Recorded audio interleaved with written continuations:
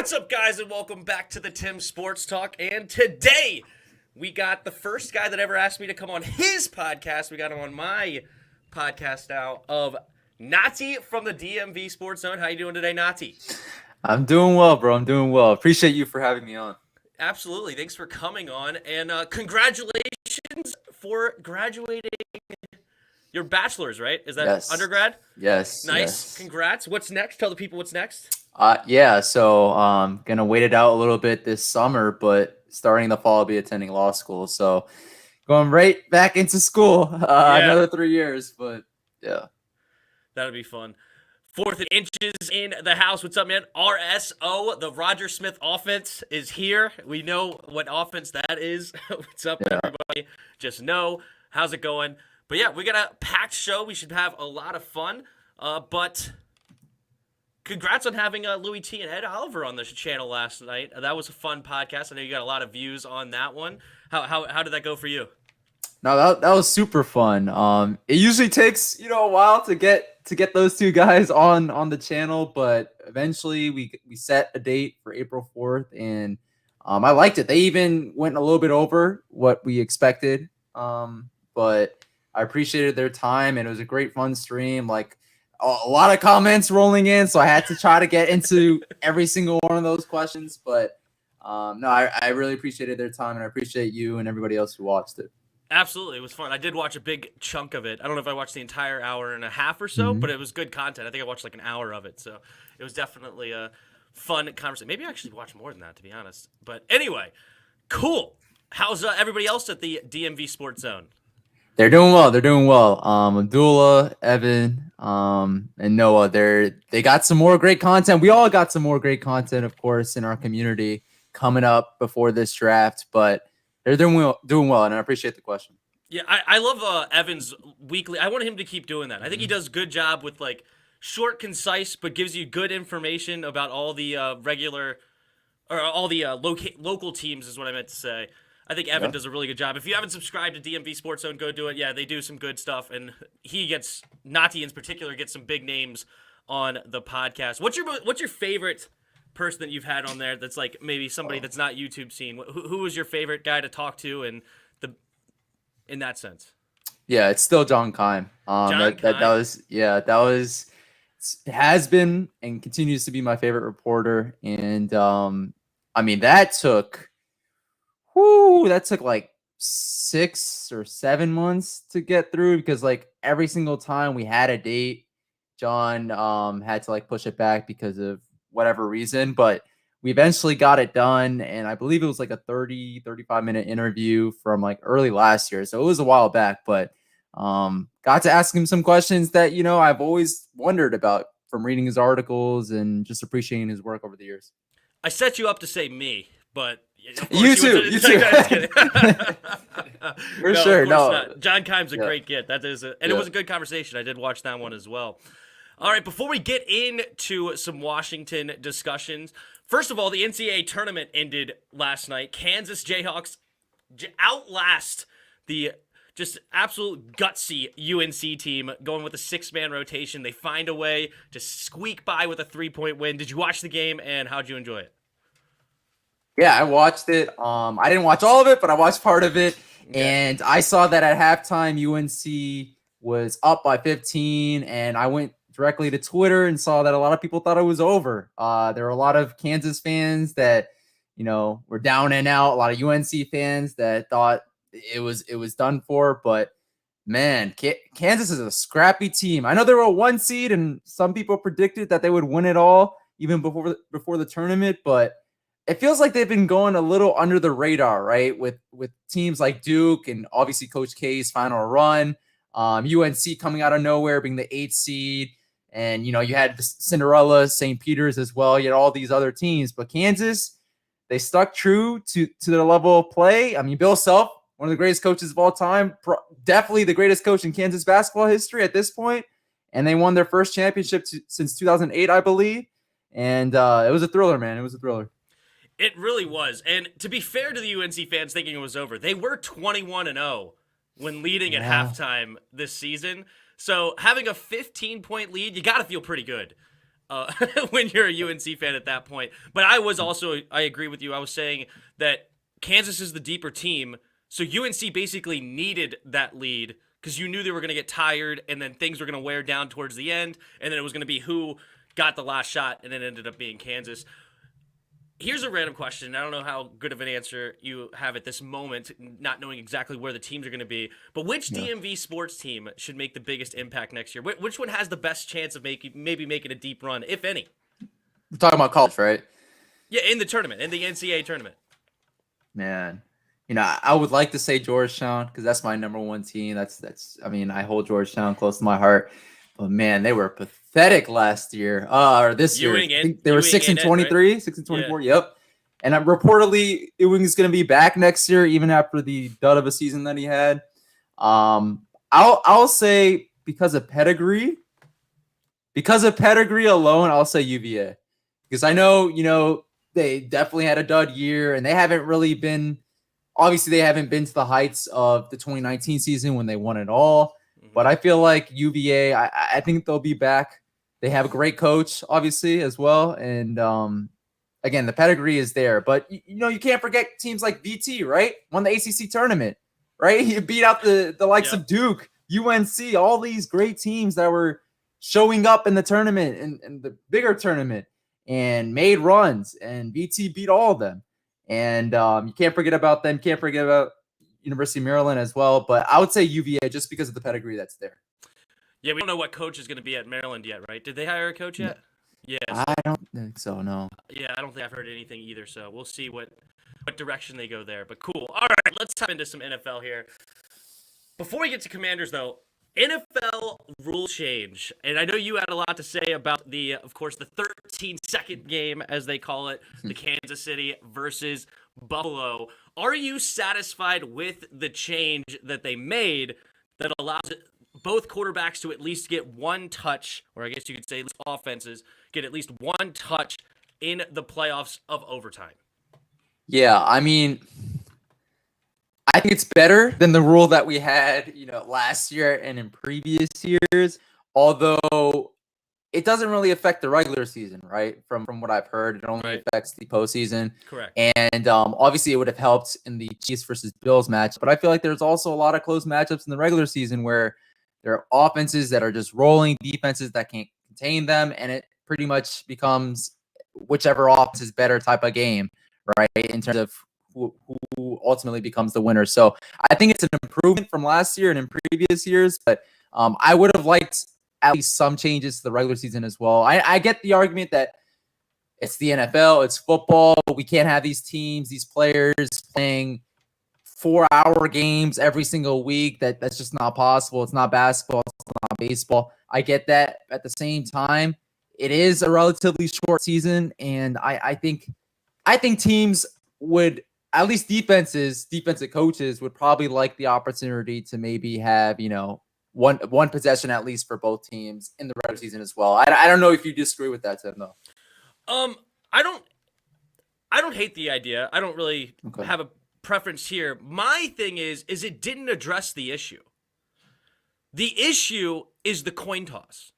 The issue is it comes down to a luck-based ordeal 50-50. Because even if in this new rule change, okay, Pat Mahomes gets it first.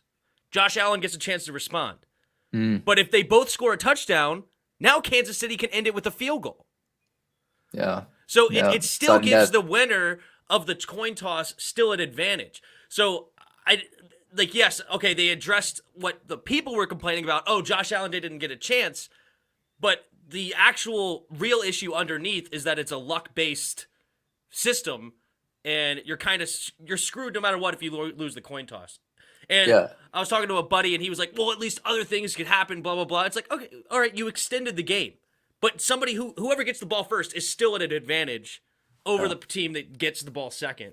And if you didn't want that, then there's other ways you could handle that. Yeah. But if you're going to keep the coin toss, then it is what it is. Like in the beginning of the game, the coin toss is fine. All right, you get the ball first, or you get to decide.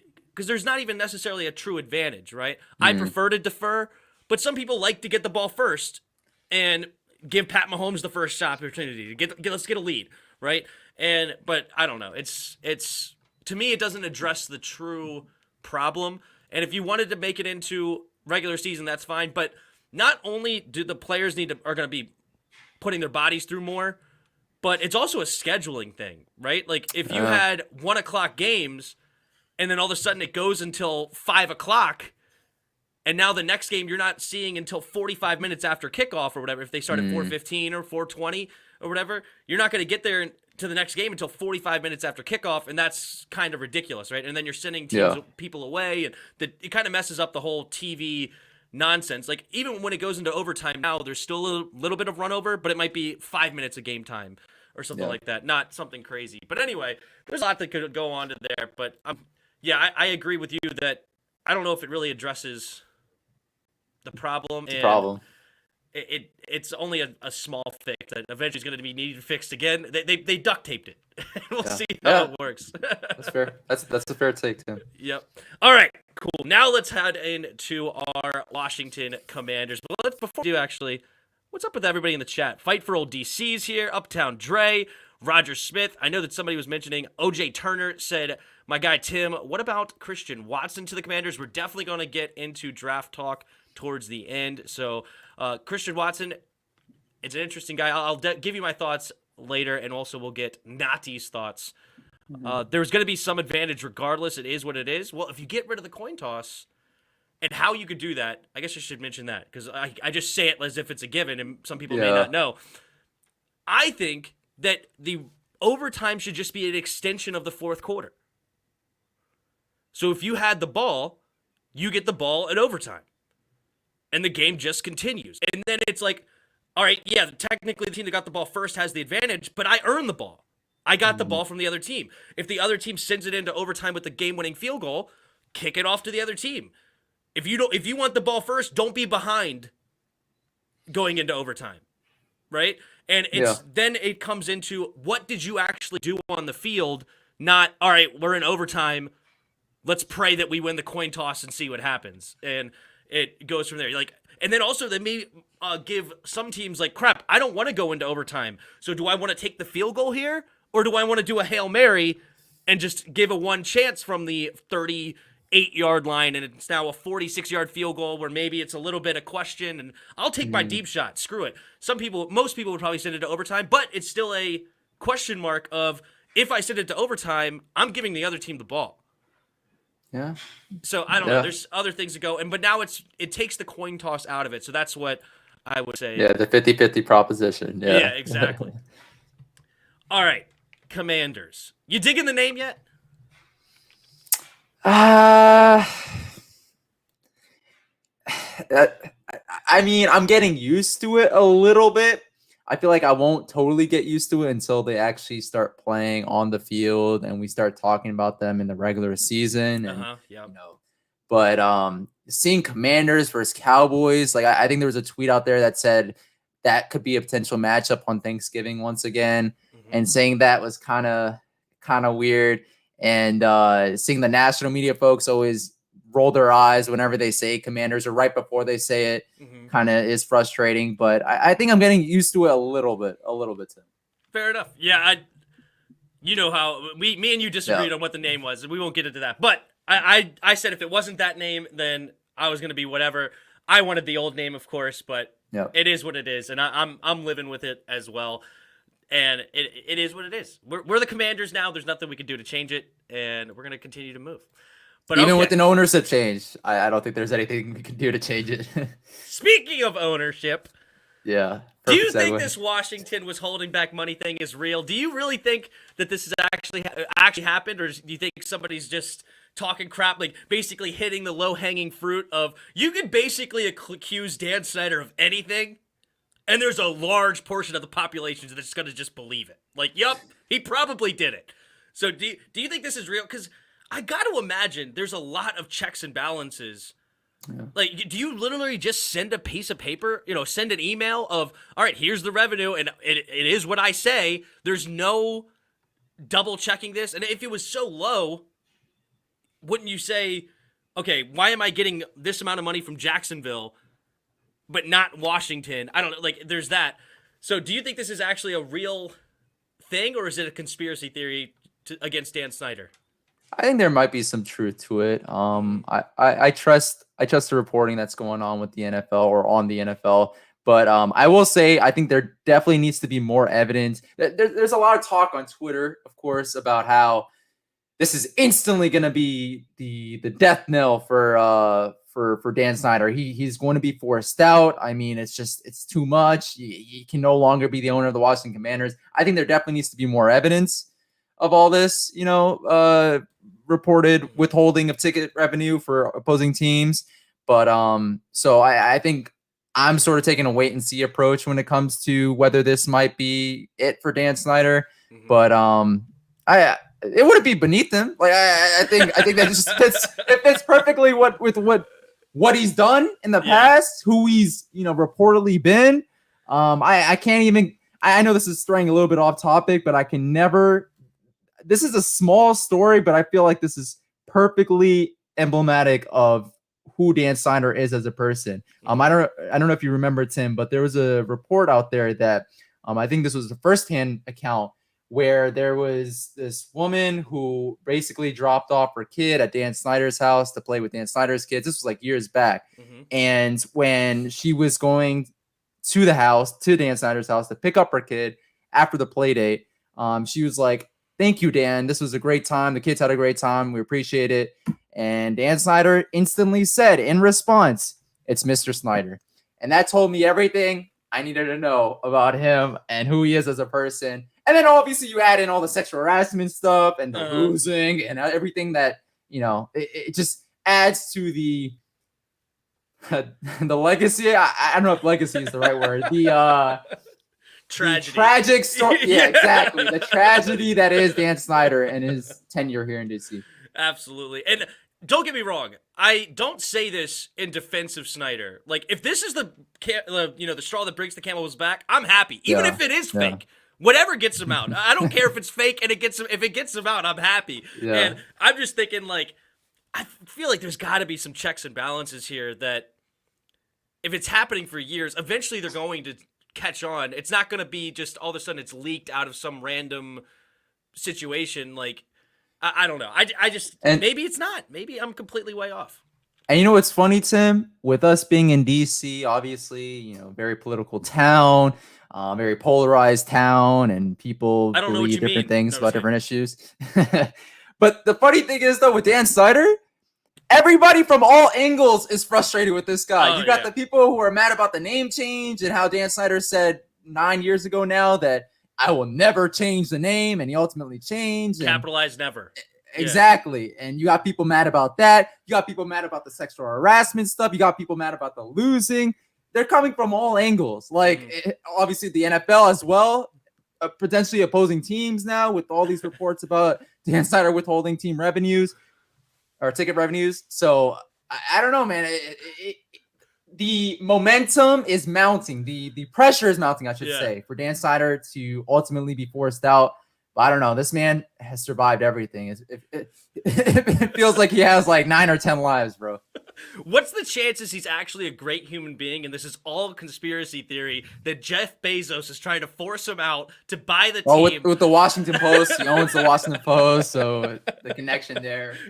No. He's actually great. He is just the worst, victim of absolute fake news everywhere, and everybody's just hating on the guy, all because Jeff Bezos is paying everybody under the. Of course, I don't believe that. I know. But that's my point, though. Like even the fake news, like people, like left, right, it doesn't matter. Everybody's mad about Dan Snyder. Yeah, exactly. Except for Dallas fans.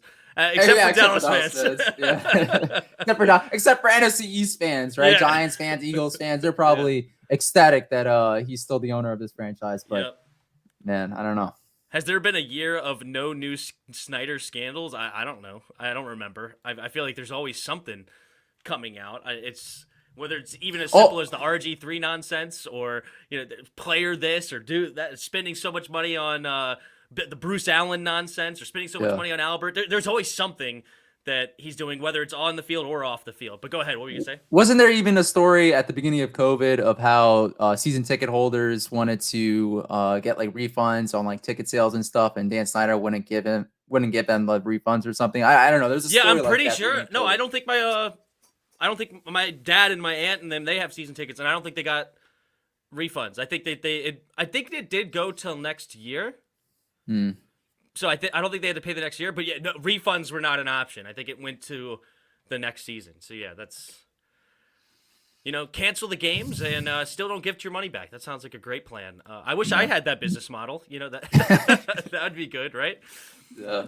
All right, enough of this off the field nonsense. Thank you for everybody being here. Hey, love you guys. I try to peep every show. Appreciate it, OJ. You guys put the great content. Question for you is, I need you guys to make Commanders' first 2 picks this year's draft. We're getting there.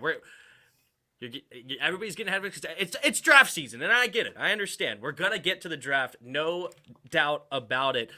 But I wanted to talk a little bit about this roster. So we are gonna get into some football stuff now, or at least not into the nonsense off the field. Is this roster better, worse, or even going into 2022? Obviously, right now we're prior to the draft. You could take it like assuming that we get a decent slot of draft picks, or you can say at least right now, how do you feel about this roster going into 2022? I'll say for right now, because I think definitely a lot is weighing on this draft and how well we do. But we've talked about this off camera, but quarterback, I do think we improved, right? We got Carson Wentz, and I'll get into my thoughts a little bit more. But Carson Wentz is definitely an improvement over Taylor Heineke. I'll give you that. But I think fans are maybe thinking like this team improved more than it actually improved, because while, yes, we did get Carson Wentz, our defensive line, where's the depth? We lost Matt Ioannidis. We lost Tim Settle. Sure, we brought back J.D. McKissick. Offensive line. Everybody's talking about how we brought in Andrew Norwell. Okay, you replaced Eric Flowers. In my opinion, you didn't replace Brandon Sheriff. And you know, Tim, how high I was on Brandon Sheriff. And rightfully so. He was great. You have a Wes Schweitzer, but I don't think when they originally signed Wes Schweitzer, they were thinking that he's going to be a 16, 17 game starter in this league, is going to be an above average starter for us. I don't think they expected that. I think they wanted him to be a depth piece and potentially, and this is where the draft comes in, maybe draft the young guy at guard that can come in and play. Because I don't think Sadiq Charles is it. I know a lot of fans out there might think, he has some potential, but I don't think he's the answer at right guard for us, especially after coming off Brandon Sheriff and what he gave us for however many years he was here in DC. So overall, I don't, and also I didn't like the inactivity in free agency. We didn't improve at linebacker. There was a Bobby Wagner potentially out there that we could have signed. Alexander Johnson as well. I believe he played for the Broncos, is still out there. We didn't improve at cornerback. We do have Kendall Fuller. We do have William Jackson, but I would have liked maybe a depth piece added there. We didn't improve out wide receiver, even with the options that were out there. I mean, we still have some maybe not needs, but there definitely areas of concern on this team that need to be addressed in this draft in order for us to be a playoff team. Because for as much as everybody likes to talk about how Carson Wentz is an improvement last year, I think a lot of people forget going into last season. Maybe Tim, you might not forget this, but going into last season, the Colts, literally everybody was talking about how the Colts had a Super Bowl contending roster. They were 11-5 the year before. Exactly. Yeah. And they just needed a quarterback to come in to do just enough, and maybe they could get to the promised land. If not, make a deep playoff run. They got to 9 wins. They had 2 chances to win and get in chances at the end of the season to secure a playoff spot, and they lost both of those times. Maybe the defense, did not perform up to where they performed for most of the season, but Carson Wentz was a huge reason why they lost both of those games. And everybody likes to talk about the Jaguars, right? Oh, the Jaguars had the Colts number. That's not an excuse. Oh, the Jaguars beat the Buffalo Bills earlier in the season. That's not an excuse either, because earlier in the season, the Bills did not have the playoff implications that the Colts had towards the end of the season when they played against the Jacksonville Jaguars, a division foe that they should know really well. So I'm just lukewarm on the whole Carson Wentz thing. I know Ed Oliver was as well. Louis T was not, but I don't know. What are your thoughts, Tim? So 2 weeks before, somebody asked me before the trade went down, somebody asked me about Carson Wentz.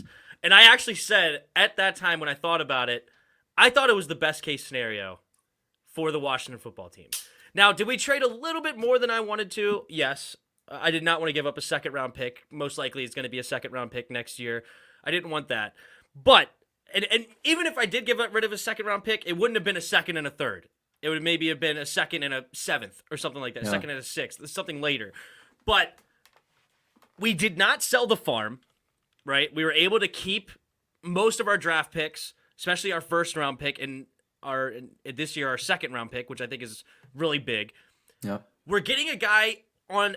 See, because I don't know if you, like, did you want us, like, if we would have waited till he was cut, where you've been, I know you would have been better, obviously, because you didn't want to trade picks, but was it actually, would you actually even like the move? I would like it much better. But I understand where you're coming from as well, because in terms of the options that were out there, Russell Wilson wasn't coming to DC. He didn't choose us, unfortunately, right? He's a Virginia native. He had his draft party in DC. I don't know what is it with these big time professional athletes from the DC area or the DMV that don't want to play for the professional teams, whether it is KD or Russell Wilson. We actually have to draft guys, or bring in an undrafted guy like a Jared Patterson who's just waiting for the opportunity. Or an unwanted guy like Russell Westbrook that nobody else in the league wants him, so now we can trade for. I mean, but it's just I would have okay, to answer your question more succinctly, I would have liked it because we wouldn't have had to give up the draft compensation, and given the options that were out there, we weren't also not going to go after Deshaun Watson, even though I think he's a top 6, top 7 quarterback in this league. Easily, yep. And he's super young. Even if he gets, I was even telling you, you might have saw this, Tim, earlier, but I was banking on him getting suspended this year, right? He's 26 years old. I was like literally including that when it came to my analysis on a potential Watson and DC move. He's going to be 27 next year. Yeah. He's going to at least have 10 more years, fingers crossed, he doesn't get into some more off the field stuff, but like, I don't know. All right. So I understand a lot of people, I asked that question to come back to this, is I understand a lot of people wanted him to be cut and then us sign him because then we didn't have to give capital. Yeah. I want this contract. I didn't want to sign him to a new contract because it would have been a 1-year prove-it deal. Okay. No, it would have been a 1-year prove-it deal, and even if he played well, we're still in quarterback hell. Either we're way overpaying for Wentz, or we're still drafting a quarterback next year, right? It doesn't help us. With this contract, with very little guaranteed money, I think it's only $15 million this year, and then after that, there's no more guaranteed money. With this contract, if he sucks, we could cut bait. And yeah, we suck, so we lost 2 draft picks, but we threw in these 2 draft picks because he does have that 2017 potential. And if he does reach that 2017 potential, we have a guy that's only $27 and $26 million the next 2 years. And if you haven't been paying attention to the quarterback market, Kirk Cousins is $45 million. Matt Ryan was $48 million. Aaron Rodgers is $50. Deshaun Watson's $55. $26, $27 million to me, you, to the average person, that's a lot of money. To an NFL cap hit for a starting NFL quarterback, that's dirt. That's pennies for a quality starting quarterback. So if he does turn into that quality starting quarterback that number 2 pick says he should have become, we have a guy under contract for the next 2 years, and we're out of quarterback hell. How nice would that be? Yeah. That's definitely a great take, definitely a fair take. I'll just say this, with the Wentz situation, he had everything going for him in Indy. Frank Reich wanted him, very much so. We saw that in Hard Knocks as well. Yep. He had the best rushing attack in the league, led by Jonathan Taylor, young running back, going to only turn, I think, 24 this season. I get, Terry is definitely better than Michael Pittman Jr. I think we can agree on that. The Colts defense, though, I think was incredibly slept on by a lot of, at least, Commanders fans, because while the Commanders defense might be more talented, the Colts defense performed way better than the Commanders defense last year as a whole. So, which ain't saying much because we were so bad. But I mean, that's fair. Yeah, I was looking it up beforehand. It seems like they were really heavy on the turnover. I think they had the most, the second most turnovers behind the Cowboys last year. And I was looking, they were giving up 29 points a game in their losses. So they were still getting sliced and diced, especially against like Tampa had 38 on them. Tennessee, I think, had 34. There was one other game that was a decent team. I think the Ravens maybe had 31 on them. Because did they lose to the Ravens on a Thursday night? I think whatever it was. Yeah, I had it earlier. But the point is, the defense was not performing well. But how much of an upgrade? Like I mean, you get my thoughts. I think he's a huge upgrade, honestly. And I'll go through the stats, and I'm sure you know most of them, but just to go over them one more time. Over 3,500 yards, 27 touchdowns, 7 interceptions, a 94.6 rating, a 54.7 QBR. Which one do you like to go with more, the rating or the QBR? I'll say QBR. Yeah. QBR? Yeah. QBR rate. Okay, so 54.7. Heineke was 3,400 yards, 20 touchdowns, so 7 less, 15 interceptions, over twice as many, an 86 rating, and a 39.9, so a 40 QBR. So just over, like, right around 15 points less than the QBR, 7 less touchdowns, twice as many turnovers. I think it's a significant upgrade at this. And I know you were hating on the how he performed, and he didn't perform well. But according to PFF, and I know you've heard this before, the O-line was ranked 30th in pass blocking. Do you take any stock into that? Or no, because the O-line was also, I think, ranked 3rd in rush blocking, if I'm not mistaken. And sure, it wasn't the greatest of pass blocking lines, to say the least, but he didn't have to do much. Like, it was set up perfectly for him. Jonathan Taylor, how many times at the end of games was the ball in Jonathan Taylor's hands, and they ran it down the opposing defensive line's throats every single time? And usually it worked, right? But, like, once teams started to catch on towards the tail end of the season, once Jonathan Taylor started averaging 50, 60 yards a game, and Carson Wentz was forced to throw it more, we saw the interceptions mount, right? We saw the bad mistakes mount, right? The mistakes that haunted Wentz in Philly. So I get that in terms of talent, massive upgrade. But for all those stats, for all that talent, he got 2 more wins than Taylor Heineke had last year on this COVID-riddled, injury-depleted roster that we had. So, I mean, this goes back to the whole Kirk Cousins situation. Even Kirk Cousins, Minnesota Vikings, what were they, 8-9 last year? Kirk Cousins had top 5 QB stats. He's had top 5 QB stats for years now. And he's just, they can't get above 500, it seems like, right? 500, yep. And then the last thing was, he did have a 1,000-yard receiver in Michael Pittman, but his second leading receiver was Zach Pascal with under 400 yards. That's a pretty pathetic second receiver. If Samuel keeps being injured, I mean, we might have a similar situation here in DC, depending on what we do with pick 11. But yeah, awesome. Hey, thank you so much for Dork Hunter with the super chat. Look at you. Thanks for the $2. Says, I want Jameson Williams despite the best receiver, or despite injury, he thinks he's the best receiver. Do you agree? Disagree? Yes, I 1,000% agree. On our DMVSportsZone IG story today, I shared Washington on the Daily's Instagram post about Jameson Williams being wide receiver 1, and I think the post even had him in a Commander's jersey, and I was like, I get that he's injured, but I don't know if you saw this, Tim. There's an NFL.com article from a couple of weeks ago that said his timetable, Jameson Williams' timetable, is 5 to 7 months from when he sustained the torn ACL. Yeah, I heard you tell Louis and Ed last night, so he could be ready for week 1, yeah? And that's not 5 to 7 months from now for the people in the chat. That's 5 to 7 months from when he sustained it in January. If that's the case, we would at least see him at the start of the regular season, and maybe his offseason training might be slowed down a bit with his injury, but I don't know, man. I think he's clear wide receiver 1 if healthy, and him alongside Terry would be insane. I personally like a different receiver that also is coming off an injury, but we'll get into that again. But thank you so much again for the super chat. But a couple more things on this roster before we get into it, before we get into the draft, I should say. Will Curtis, you mentioned him, Logan and Chase, and then maybe a couple others, but mainly those 3. Those are the ones that came off like the lagging injury for Curtis, and then, of course, Logan and Chase coming off ACLs. Will they be fully healthy this season, in your opinion? Do you think that they will actually be ready to play? And also, as you mentioned, we were an injury-riddled team. If we upgraded the quarterback, these guys do come back. This roster should be a lot better than the team that we played for 8 and 9 games at least of the season.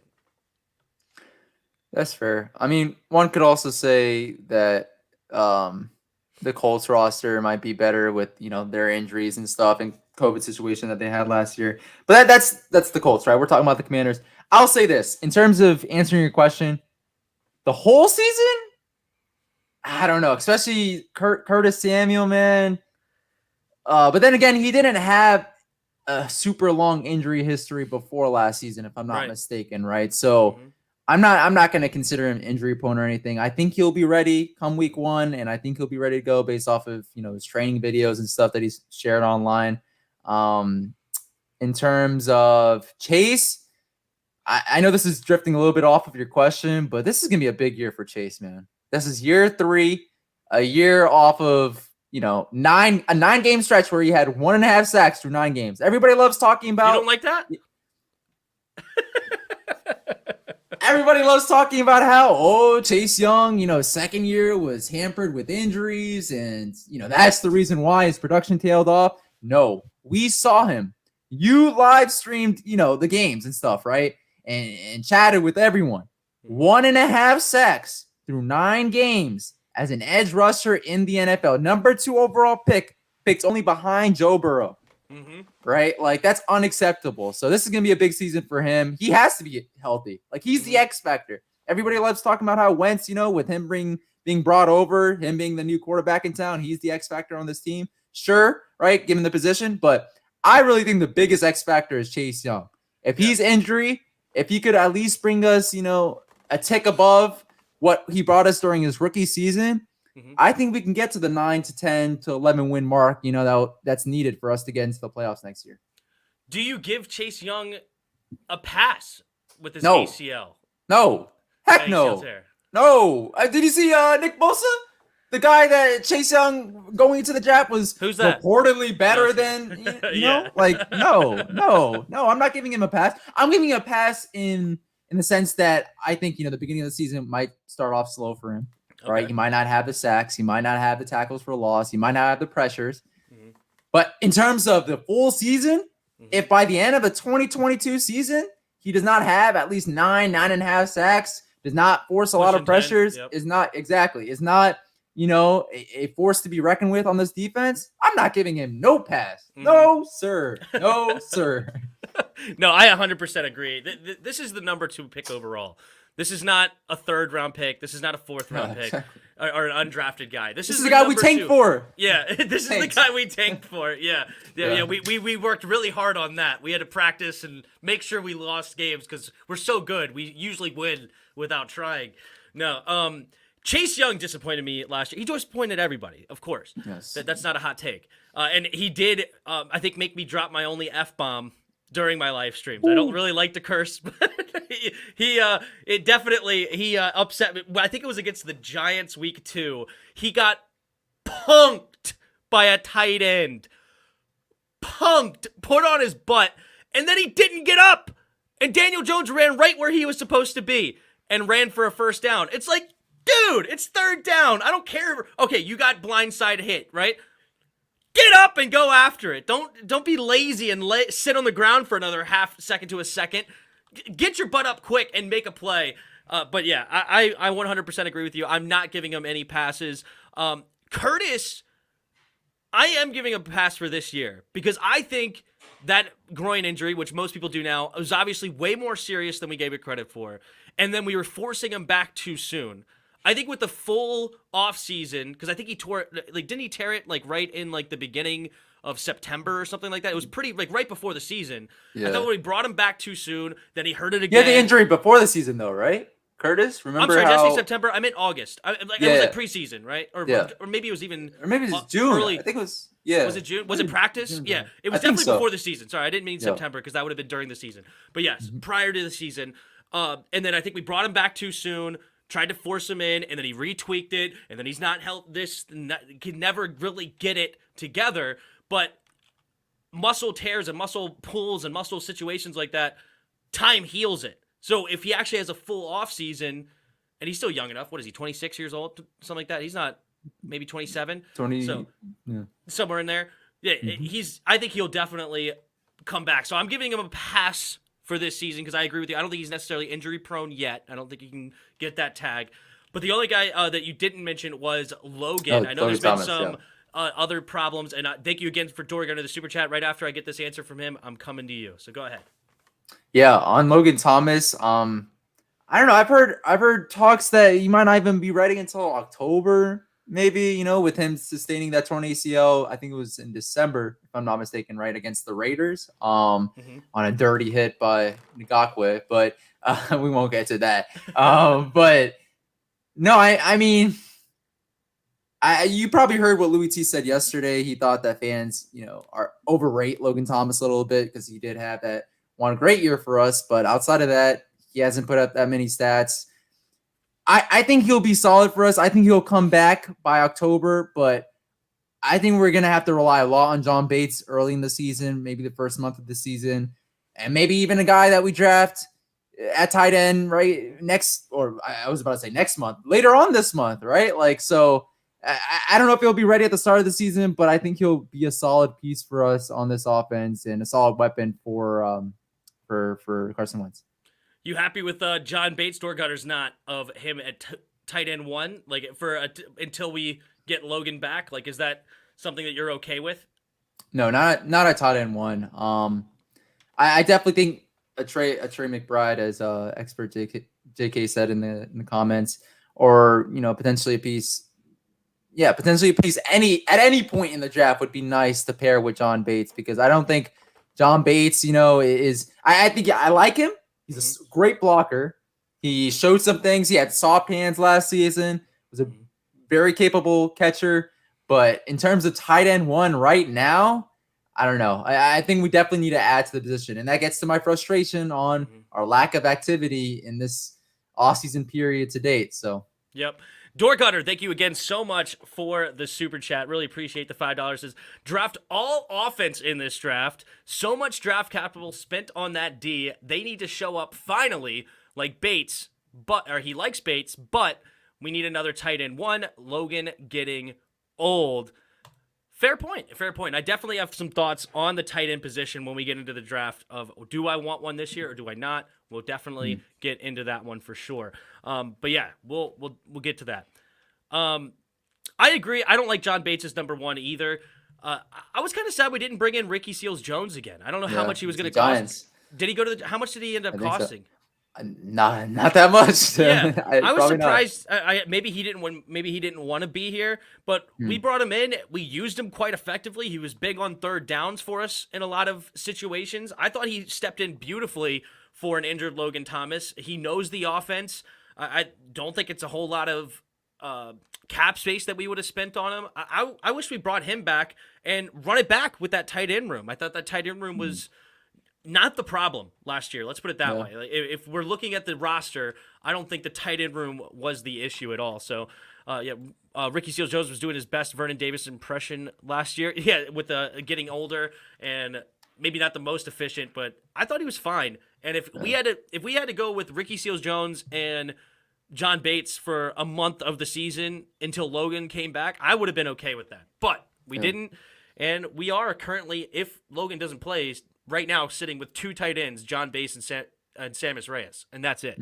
But I don't know. But again, thank you, Doorgunner, for the super chat. So last thing before we get into pick number 11, we get into some draft talk. And thank you, everybody, with the comments about the draft. We're definitely going to get into a lot of it. What should Terry get paid? I know there's these trade rumors. I'm not buying it. I'm sure you're not either. He ain't going anywhere. Ron said as much, and it just doesn't make sense. If you're going to make the guy one of the 3 faces of the franchise and then trade him in the same offseason, that would be unimaginable. Unimaginable. Well, I mean, yes, but remember the franchise that we're talking about, Tim. Just remember. It would be stupid. Just straight up. It would be stupid. Yeah. What do you think Terry should get paid, and do you predict that he will get paid this offseason? I predict that he will get paid this offseason. It'll be pretty late though, maybe around July-ish, maybe right before training camp.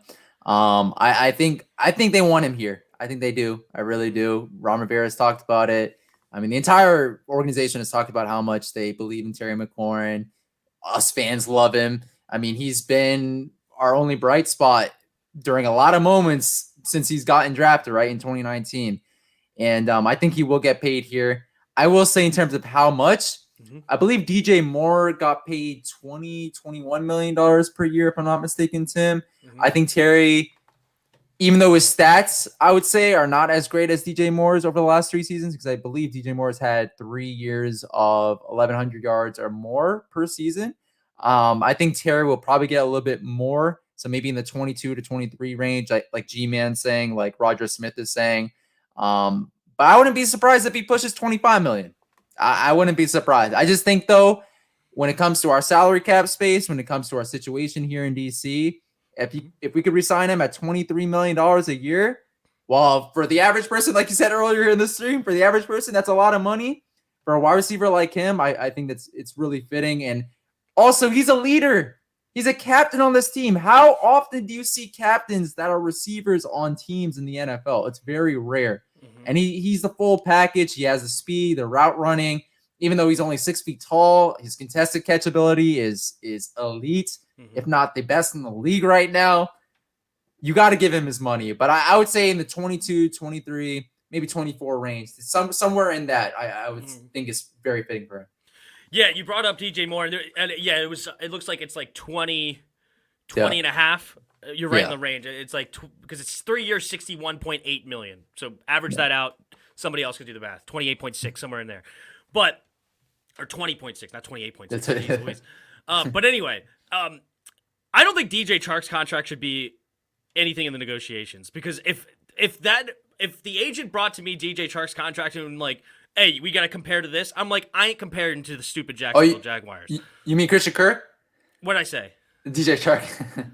Oh, yes, Christian Kirk, because I was thinking Jacksonville, wrong Jacksonville receiver. You're right. I'm sorry. Yeah. Christian Kirk, thank you. Yeah. I don't think that should have anything to do with the negotiations. He got $18 million. I think that was stupid money, and if they brought me, I would be, no, that's dumb. I'm not comparing myself to them, right? I think DJ Moore is a phenomenal comparison. I think that would be right in line with what he, and maybe even a step above, because I agree, his contested catches, who he's put up stats with who, right? We all know the quarterback hell we've been in.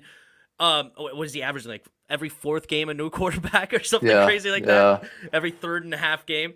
So, yeah, I don't like that. Also, some people like to compare, the Tyreek Hill got $30 million a year. He didn't. He's not getting $30 million a year, because the final year of that contract is a $50 million cap hit with only $5 million guaranteed. To me, that's like the Taysom Hill fake money contract, where you got $35 million a year, but it's all non-guaranteed and all kind of fake nonsense. To me, it's like, okay, yeah, he gets the gaudy numbers and the headline reads 4-year 120, but he's not actually going to make that. If you actually look at what the $5 million guaranteed for the final year and then what he makes the rest of the years, it's averaging around $23.5 million. I think that would be awesome if we gave Terry, because as you said, the complete package, not only as a talent at the receiver, you mentioned the captain leadership, and just a tremendous quality human being. He's got to be, with him and Jonathan Allen, like they're the 1 and 2 on this team. 1A, 1B. My boy Jonathan Allen. I was with you on Jonathan Allen. I had a podcast with Jairus where I was constantly defending Jonathan Allen over and over again. So yeah, me and you remember this point. I think it was a little bit later in the offseason, but around this point last year, how everybody was clowning that $17-18 million for Jonathan Allen. Like, whoa, he only had 2.5 sacks or 1.5 sacks the year before. And we were right. Yeah. Oh yeah. Daron Payne was eaten because of one. Yeah. It's number 93. It's awesome. I love Jonathan Allen. So, but yeah, Terry, high quality play, high quality character, high quality everything, work ethic. There's nothing that Terry McLaurin does not bring to you.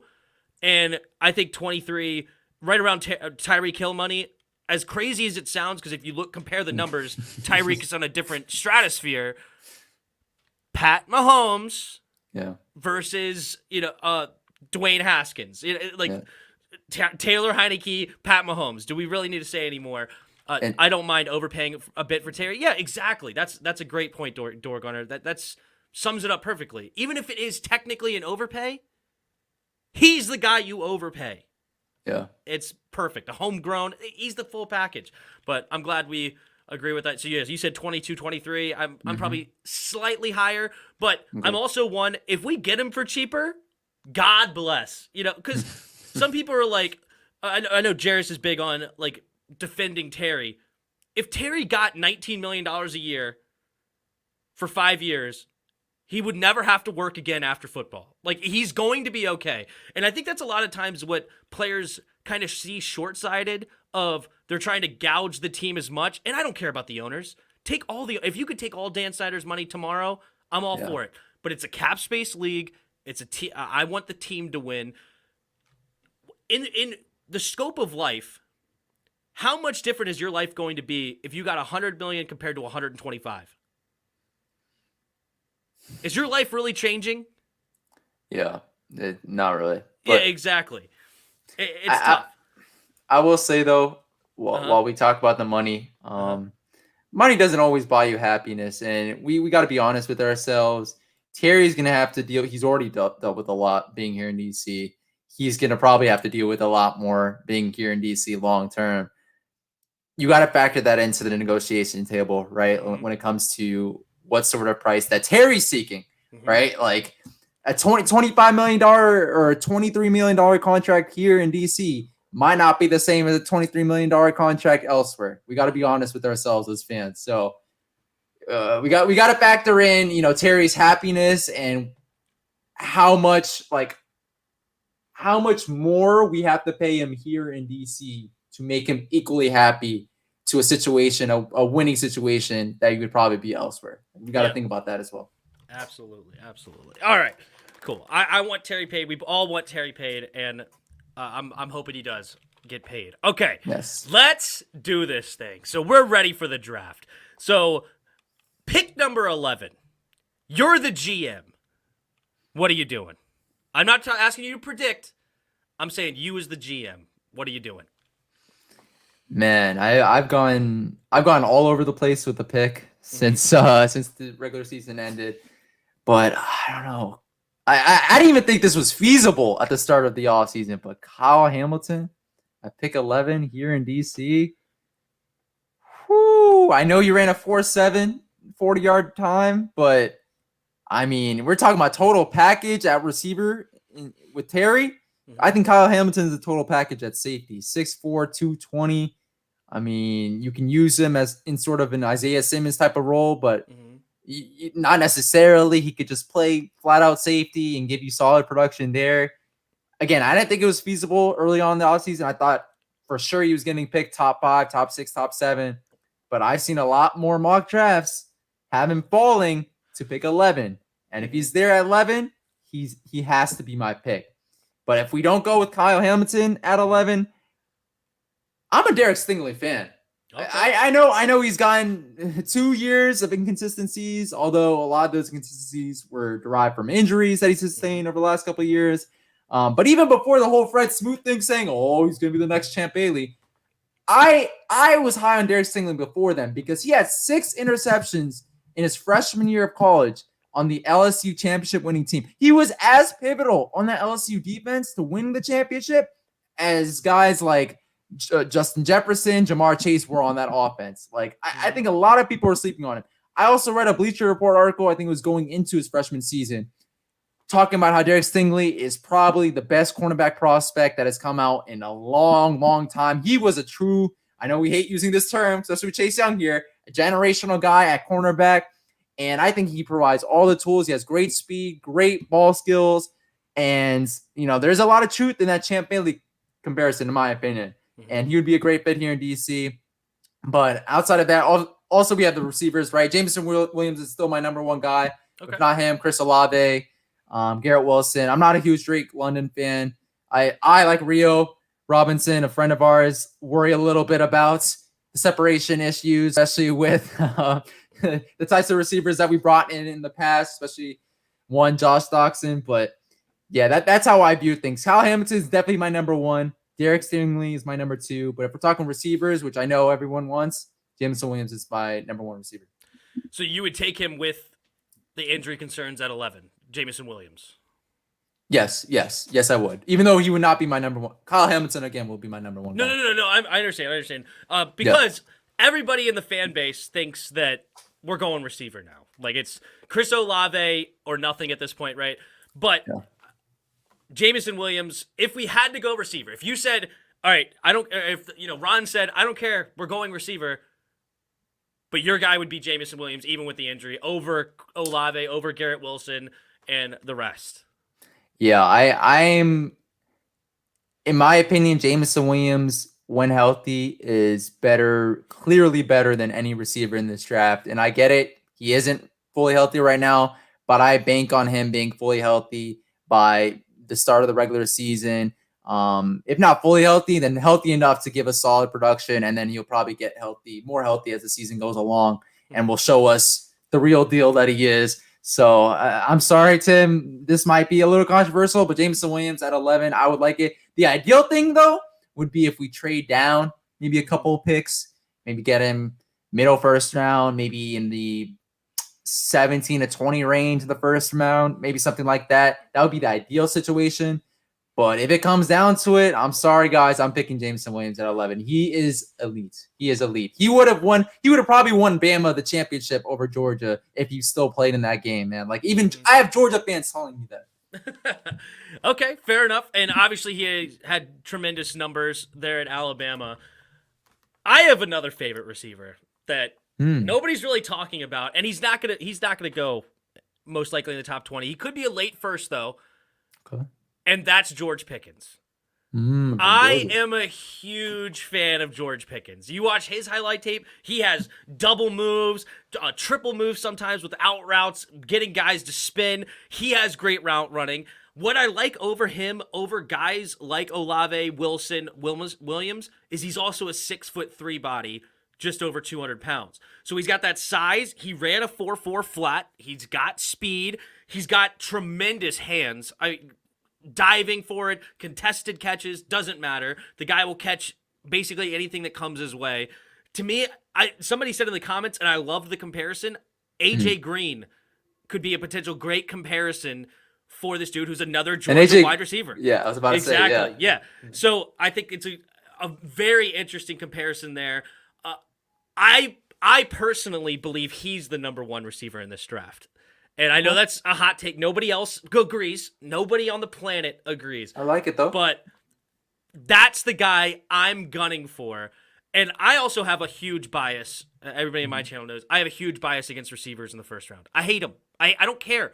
I don't care if they're the next Hall of Famer. I don't give a crap. I don't want a receiver unless you're Julio Jones, Calvin Johnson. Like, you're the entire package of 6'4", 6'5", running a sub 4.4, radius out of this world. Like, unless you're Justin that Jefferson. Yeah, well, Justin Jefferson's not quite as tall, even though he's a stud, but he's like a 6'1" receiver. I think we got a comparable receiver in the third round in Terry McLaurin. And a lot of the top 10 receivers, if you go through them, are not first round picks.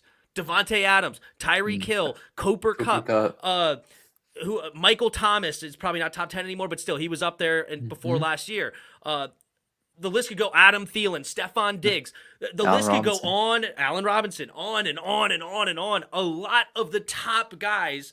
And it's not to say that first-round receivers can't be good. But the point is where is the value? And I don't like the value of receiver early because I think you can get a guy comparable, maybe not as good. Like, can you find another Jamar Chase in the 2021 That's going to be rare. Right? No, probably not. But you may be able to find a guy, and I don't know who the next best receiver would have been in that draft in particular. But Jalen Waddle, right? Oh, yeah, of course. Waddle would have been the sixth pick. Yeah, he had a great year as well. I just don't like those picks that high. And I think you could get really good talent later. DK, AJ Brown, a couple more just came to my head. But yeah, there's so many really great picks. And so me at 11, I know you didn't mention this guy, and it's the biggest need on this team. It's the middle linebacker spot. And to me, Nakobe Dean has that it factor. Okay, he's not the biggest. Ooh. Okay, I thought you were going a different route. Yeah. A lot of people like Devin Lloyd, and I think Devin Lloyd's a solid linebacker. I don't have anything against him, but Devin Lloyd to me is that quarterback of your defense. High intelligent dude, mechanical engineer. He's not the biggest guy, but he plays bigger than what he actually is, right? Jamin Davis is the size guy coming in, 6'3", 238 pounds, runs a 4.4. He had all the measurables, but you watch him play, he looks like he's he's 6'1", 202 pounds, running a 4.8 40-yard dash because he plays so slow. He doesn't have the high IQ, the high football IQ that I think that Nakobe Dean has at this position. And if you put that quarterback of the defense at number 11 there, and again, similar to what you said, trading back is the ideal. If I could trade back and get Dean, especially with us not having a third-round pick. Yeah, exactly. Yeah. Awesome. Even better. Yeah, London Fletcher. I don't want to make the comparison to London, okay? Because I don't want to put that kind of expectations on him. London's phenomenal. But the comparison kind of screams at itself to me. It's just a guy who wants it, a guy who goes after it, a guy who's not afraid. He could cover. He could do everything you ask him to do. And yet he's also a high intelligent. I think he could be a captain by year 2 of this defense because he's going to be a vocal leader. I mean, you saw the famous play in the championship game where his other linebacker is out of position. He goes and fixes the problem in the play, and then he gets in his dude's face, and his dude responds because he knows that that's his leader. He knows that he's not coming at him as a like, I'm attacking you and I'm trying to crap on you. He's coming at him as like, hey, we're trying to win together. You can be better than this. Get in the right spot. And then he makes the sack a play or two later. His teammate does. So anyway, that's my thoughts. I love Nakobe Dean. Yeah, I mean, that would be a great fit here in DC, Nakobe Dean. And you talked about the Georgia guy that he was trying to, get into position. That might be Jamin Davis here in DC if he gets drafted here. But I will say, back to your receiver point though. Yeah. Why not both? Why not double dip? Why not do what the Broncos did a couple years ago with Jerry Jeudy and I think Kyle Hamler in the second round, and double dip and get a receiver in the first, get a receiver in the second? If Carson Wentz is your guy, why not really give him the stable of weapons that he needs here in DC to ultimately thrive, to get us to the playoffs? I mean, I said Jameson Williams was my number one guy, but I wouldn't have a problem with getting George Pickens, especially if we get him in the late first or maybe second round. I would have no problem with that. But I don't know if this is what you're going to ask later, but are we going to get into now like the draft picks after the first round? Or yeah, you know what? Yeah, let me just set this up for you then. Okay. Yeah, so we have 6 picks as of right now in this draft. What are the positions you want to take at the 6 spots? It could be doubled up, like you said. It could be wide receiver. So I'm not limiting to like one per pick. But there's 6 picks as of right now, assuming we don't make any moves. What's the 6 positions you're trying to draft? Yeah, the only positions that we need to draft a player for is wide receiver and linebacker, in my opinion. And it could come at different points in the draft, but we need a wide receiver, we need a linebacker, we need guys that could come onto the field this season and produce for us at those 2 positions. You can get a Chad Muma in the second round, who I like a lot. Louis T likes Troy Anderson out of Montana State, I believe, a lot. Potentially get him. I will say this though, and also safety as well. Daxton Hill, Jaquan Brisker. You got guys like that as well that we could draft in the second round, maybe late first. So is safety one of the 6 spots? Safety was probably one of the spots, but okay. This is not necessarily a need. But Tim, if we could get Breece Hall from Iowa State, running back here in DC, to pair with Antonio Gibson, Jamie McKissick as a third down back, but specifically to pair with Antonio Gibson, I think a lot of people are sleeping on the comparison between Breece Hall as a prospect and Jonathan Taylor. Jonathan Taylor, Breece Hall, obviously both Midwest prospects. Jonathan Taylor had 21 touchdowns in his last year of college. Breece Hall had 20. Breece Hall had 41 in his last two. Jonathan Taylor had 37 in his last two. Taylor is 5'10", 226. Breece Hall is 5'11", 217. They both ran a 4.39 40-yard time. Both had similar broad jumps in the combine. Mm-hmm. I mean, if we're talking about best player available, I get it. Everybody's like, man, second-round pick, that's too rich of draft capital for a running back, especially when you have Antonio Gibson already here in D.C., but I'm not super confident Antonio Gibson being the long-term answer here in D.C., especially with running backs. A lot of teams wanting to be pretty cheap at the position, right, and not giving running backs a second contract. Breece Hall would be a great fit here in D.C., and if we're talking best player available, getting him in the second round, in my opinion, would be a steal. Mm-hmm. But, yeah, so I would say, going back to your question, though, linebacker, wide receiver, safety. I would like a running back. Safety, running back. Okay. Safety, running back, linebacker, wide receiver. Mm-hmm. We could also, with running back, we could also get a James Cook from Georgia as well, maybe in the fourth round. I liked him. Yeah, I was going to mention him for sure. I liked him. Yeah. Sure. But those are probably the four areas. I would also like a interior offensive lineman as well, maybe in the later rounds of the draft. Just because we lost Brandon Sheriff. For as much as people love to hate on this guy, I mean, he was our first All-Pro since Matt Turk in 1996, and he was a punter. Mm-hmm. And he also has, five Pro Bowls in 7 seasons he was here in D.C.? Mm-hmm. So that's not hard. That's not easy to replace. But I think we definitely need to add to the interior on the offensive line.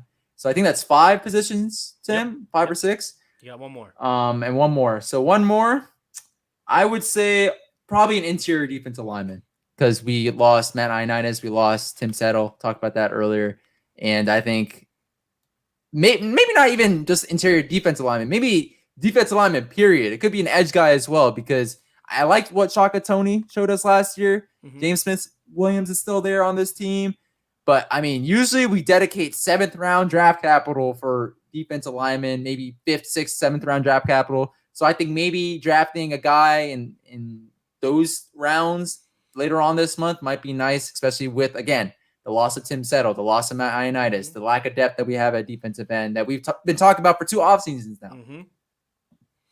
I like that. I'm going to come back to it. John Cream with the big super chat. Thank you so much. Woo. Says, Tim, I watched your college basketball coverage. Great channel you have here. Thank you so much for support of the channel. Really appreciate it. And yeah, I had a lot of fun doing the play-by-play for that Final Four, and thanks for stopping by. We had a good turnout. I think we had like 100 live viewers for a lot of it, so it was a good turnout. So appreciate everybody that stopped on through. Also, I did a bracket challenge, and a guy won it, but I don't know who won it. I don't know who it is. There's no name attached to it. There's no nothing, and I'm putting feelers out there. Me. Yeah, it's not me. Your bracket probably wasn't as bad as I was in the 18th percentile. That's how bad mine was. So, but anyway, but I don't know who it is. I don't know where to send the money. I don't know where to send the T-shirt. I don't know what size the T-shirt. I don't know who it is. I have no clue what I'm doing with that. So I guess I'll mention now. If you're fall 18, ESPN user 4748654. I made up the numbers, but that's all it says. Hit me up on my Discord or DM me on Twitter, and probably have to get some proof to make sure that you actually are that person. But I don't know who it is. So it's funny. But thank you again, John Cream. But anyway, going back to these picks, I think I agree with every single position, including running back. I did not want to take running back, though, in the second. So I disagree. Okay. While I agree that I think Breece Hall is a stud, and I think he'll be a stud at the next level, I do agree. Especially in fantasy, if you guys are whichever team he ends up on. If you're in a dynasty league, that'll be good. I think he probably ends up more on like maybe Cardinals or Buffalo, maybe something like that. I think those 2 teams would be. Ooh, on the Bills. Ooh. Yeah, I think that'd be guys or teams that are really interested in a guy like that. But I want one later. So, but I do agree with pretty much everything. The only thing is interior offensive lineman. While I agree I want an interior offensive lineman, I have a theory. Here's another one of my theories, kind of like receiver of I mean, if you're taking a guy in the first round and you get a guard, similar to receiver, I just don't like guards in the first round, I guess, is kind of what I would say to that. But I understand that, like, a first round guard is going to be better than what I'm going to say, is basically what I'm clarifying. I believe in taking whoever the team's left tackle is and then plugging them in wherever on your offensive at the next level. Because their best lineman, whatever team you go to, majority of the time is going to be left tackle. Maybe if they have a left-handed corner, maybe it's the right tackle. But the point is, even if I want a guard, I'm taking a versatile tackle.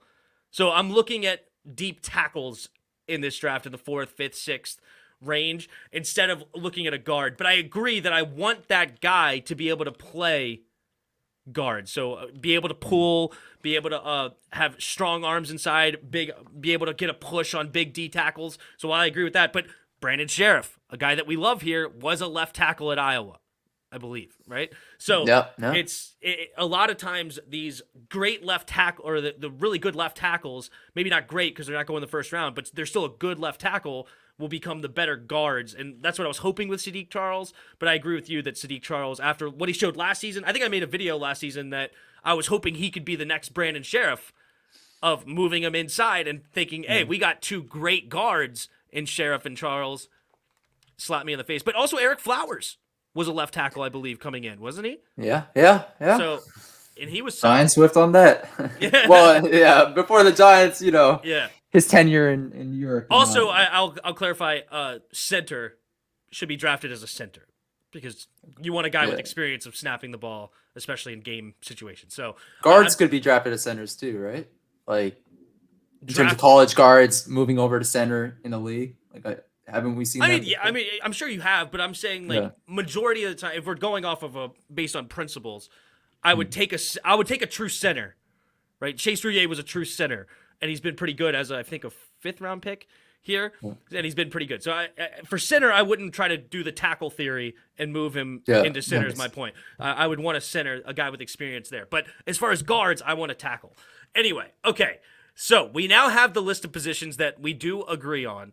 In your ideal, where are they going to be taken? So wide receiver, linebacker, safety, running back, interior offensive lineman, and D tackle. Because also, I will say this one last thing with the D tackle. It was edge for me, but once we lost Matt Ioannidis, I need a rotational D tackle now. But it was actually a rotational D end for me to add. And I think I liked the kid from, I think there was a dude from Kentucky, if I remember right.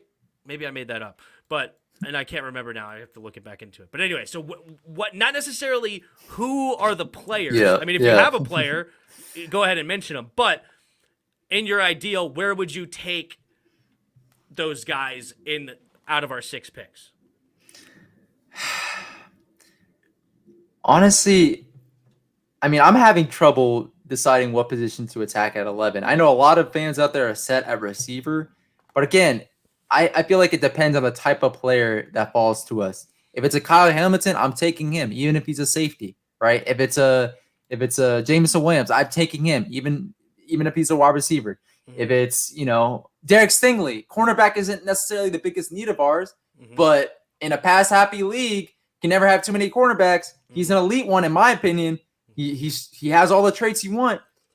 I would take him at 11. So for me, Tim, like I know you want me to talk about like big picture, like rest the picks right in the draft, but I'm having problem with number 11 itself, right? Like I can't even get past that. But no, it's okay. It's your ideal. Yeah, so your ideal would be safety first round. In this case, it depends on the Kyle Hamilton, obviously. But in your ideal, Kyle Hamilton, number 11, would be safety. So safety would be your first round ideal, and then go from there. So who's your ideal in your second round? I would probably say receiver. Would probably be my ideal in the second round. Maybe a George Pickens, maybe a John Mechie III from Alabama. Do you like Christian Watson? Everybody in the chat is saying Christian Watson. Do you like?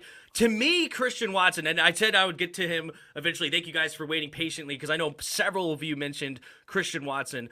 I would not mind a Christian Watson, and you can answer after this too. To me, I like the comparison. I think he's a little bit of a Chase Claypool.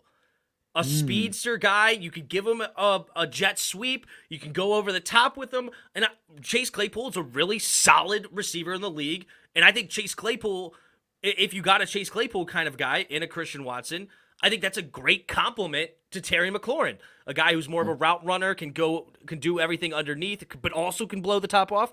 I think this would be a great complimentary guy because I do want a guy with size, and Watson brings you that size speed combo that I think could be a similar prospect to Chase Claypool. But let's say what do you think of Mr. Christian Watson? Yeah, I mean, Watson, Tim, for me, any of these receivers help, bro. I mean, we need as much help as we can get at wide receiver. Even like a Sky Moore, do you want a smaller receiver Sky Moore, like that? I am so antsy to answer that. I don't want that at all. That would not be my ideal. I would like at least the 6-foot receiver, maybe a 5'11" receiver, just because I need some size at least at the receiver position. Doesn't necessarily have to be a 6'4", 6'5" guy though, but like Drake London. But to answer your question, Watson would be okay for me in the second round or at any point in the draft. But I would say safety first round because of Kyle Hamilton. That's the only safety. If it's not Kyle Hamilton, I understand. Yeah. You're not taking Petre or something, or Petre or corner. I don't remember even who the Brisker. I mean Daxton Hill. No. Yeah, you're not taking those guys. I understand, but in your ideal, you're taking safety because it's Kyle Hamilton. Yes. And just to let the record show, he wants to take any safety on the board. Okay, just kidding. Okay, we clarifying that. But no, Kyle Hamilton at 11, so safety, wide receiver in round 2, and you listed a few of those. So now we don't have a third. Where are we going in the fourth? See, not having the third puts us in a tough spot because by the time the fourth round rolls around, will we be able to pick a good linebacker? Will we be able to pick I think Chad Muma will be long and gone. I think Troy Anderson will even be long and gone. Obviously, Devin Lloyd, Nakobe Dean. I think linebacker might be the odd position out, the odd man out, I guess, because I would say in the fourth round, James Cook would probably be there. So I would probably go with running back in the fourth round. In your ideal, you're going running back in the fourth here. Okay. Yes. And now we don't have a fifth because we traded it for a long snapper. Must have. We traded up. Yeah, we traded up for a long snapper. Okay, now we're in the sixth. Yeah, sixth round. We have a linebacker, an interior lineman, and a D tackle. Yeah. And again, it doesn't necessarily have to be a player. I know we're getting really deep, but and I know so far you've listed a player that you wanted, which is fine, which is great. That's awesome. But now deep. Now more of like a general principle, I guess. Yeah. Like, what do you think fits well here in the sixth round? I would say if the running back doesn't go in the fourth, then a running back could go in the sixth. Mm-hmm. But I would say running back and linebacker are interchangeable in my opinion, fourth and sixth round. But in the ideal situation, I'll probably go linebacker in the sixth, and then in the seventh, we're right back where we started with getting. Yeah. And then, so the last two positions obviously are in the seventh, so we're not going to go in there. Who would you want at first in the seventh? No, just kidding. Like that matters. No, that's cool. Okay, so we are. This is where we definitely differ in our ideal. So we did agree on the positions, but we're going a different direction on where do we want these guys. So in my first round pick, I want a linebacker. I want my quarterback of the defense, and of course, Nakobe Dean. I wouldn't hate Devin Lloyd. He's got the more size. He also plays with aggressiveness. I think he had more tackles. I like Devin Lloyd. I don't hate that pick. I don't know as much about the mental side of it. I said, I think this Nakobe Dean has that it factor that can't really be coached. I think that's why I love him so much. He's so high on my list. So, but definitely round 1 linebacker for me. Round 2, I'm right on the money with wide receiver. And ideally, and this is not for this, but just to even elaborate on that, ideally, I want to trade up for George Pickens because I don't think that George Pickens is going to be there at 47 or 48, wherever we're picking. I've heard two different numbers on that. I feel like PFF says we're 48, but then everybody else says we're 47. I don't know how it works, but we're somewhere in that one. I don't think he's going to be there is my point. I think he's not going to get past the Jets. Maybe because I think the Jets want receiver, and I don't think they're going to take one in the top 10 picks because I think they will go a different direction with those two, with how much talent is up there with like edge rushers and tackles. So I think that they'll probably go a different direction there, but I don't think he's getting past the Jets. But he also may not get past the Packers, the Chiefs. Ooh, who have nobody at receiver. Yeah, so I don't think he's going to get past. My point is, I don't think he's going to even get, or the latest is going to be, because I think the Jets have somewhere again in the early second. I don't think he's going to get past there. But so if they get DK, like, I mean, there's rumors out there that the Jets are interested in DK Metcalf. Maybe that might leave Pickens, up for us to potentially grab. Well, that's interesting. Just saying. I mean, Elijah Moore, DK. Then Seattle will probably end up taking a receiver, right? True. Yeah. So he's not getting past the Jets, in my opinion. That's just a guess. Obviously, I don't know. Okay, so linebacker 1, wide receiver 2, round 4. Round 4, I think there's some interesting offensive linemen there, and I would go. I'm going to go round 4, the lineman. Okay. Round 6, I'm going the safety. And then running back in the 7th, and the running back that I want in the 7th that everybody's mocking is Ty Chandler from UNC. I like his. I think he has some versatility there, and I think he'd be another good complementary back where I think if JD went down, I think he could replace him. But if Antonio went down, I think he could also give some snaps on first and second down. So I think he has some decent versatility. And I should have brushed up. I remember I did a whole draft, and I forgot who I liked deep. But oh well, it is what it is. But that's my ideal. So linebacker, wide receiver, lineman, safety, running back, and then D tackle in the 7th. That's I like it. I like it, Tim. I will say, so we agreed on the positions and stuff. I will say 2 positions that I would not have a problem in drafting. I'm glad you brought quarterback, this up. Good point. quarterback and cornerback. Cornerback, so I talked about Derek Stingley, but even in the later rounds of the draft, because again, we have Kyle Fuller. We have Kendall Fuller. We have William Jackson III. But our depth is nowhere to be found at the position right now behind those 2 guys. You don't like St. Juice? I mean, he showed some things last year, but he also had concussion issues. And, with concussion issues, they could linger into, future seasons, especially if he gets another one. Maybe, might not be a 2-week, 3-week thing that it might be for a different player who hasn't had those concussions issues in his history. So, but I would like another cornerback there just because I think we need more depth. And again, it's a pass-happy league. We never have too many cornerbacks. And then quarterback, okay, there's one specific guy that I want. Maybe if not in the 2nd, he probably wouldn't last into the 4th, but if we could trade back up into the 3rd, I would like this. I think a lot of people are sleeping on Carson Strong, Tim. A lot of people. Last year, my guy was Davis Mills. Like I was, obviously before the pretty good rookie season that he had, Davis Mills out of Stanford, I liked him as a prospect, and he wasn't, one of the top 5, top 6 guys that went the first round, but I think he ended up going the 2nd. Carson Strong, he put up 4,200 yards last year, 36 touchdowns, 8 picks. I mean, put up great stats. I know it was for Nevada. It wasn't for a big time program. And I know he's had injury issues as well in college, but I just like what he brings to the table. And if we could draft him maybe in the 3rd or in the 4th, maybe in the late 2nd, who knows? But if not us, then I think a team is going to get a keeper in Strong. All right. So I could not disagree more on this entire take. All right. On Carson Strong. This is easily the worst take you've ever had. And I've wow. heard easily, okay? For multiple levels, honestly. I think this is just absolutely terrible. And it's fun. It's good. It's good to have these. And I am, first off, I don't even know where to go first. But first off, quarterback is off my board. The Carson Wentz trade eliminated that for me. First of all, we don't need a backup. So it's not like we need somebody in the wings. We have Taylor Heineke, right? That's a solid backup. Not that he's the future, but to me, this said Carson Wentz is your future, and that's and if it's not, then we're going all in for next season.